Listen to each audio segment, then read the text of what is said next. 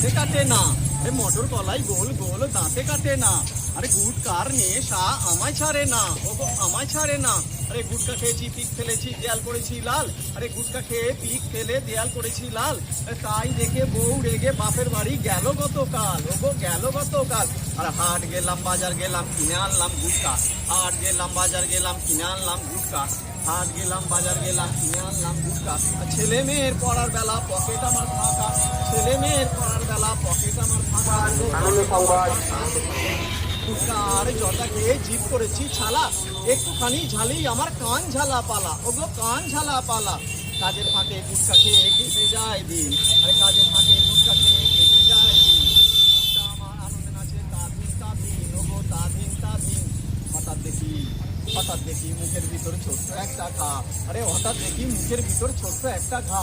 আরে বউ বলে তাড়াতাড়ি ডাক্তারখানা যা, ওরে ডাক্তারখানা যা।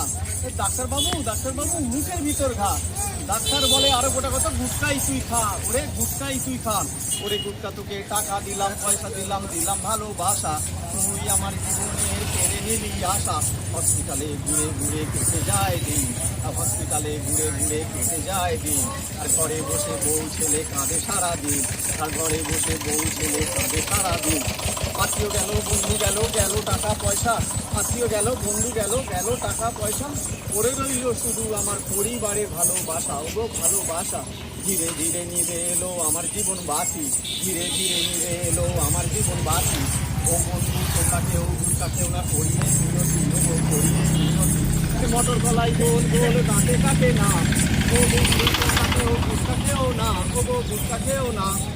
তাই বলবো গুটখা এবং জর্দা জাতীয় দ্রব্য থেকে যতটা সম্ভব দূরে থাকতে হবে। এখন মানুষের মধ্যে প্রচুর পরিমাণে মাউথ ক্যান্সার হচ্ছে।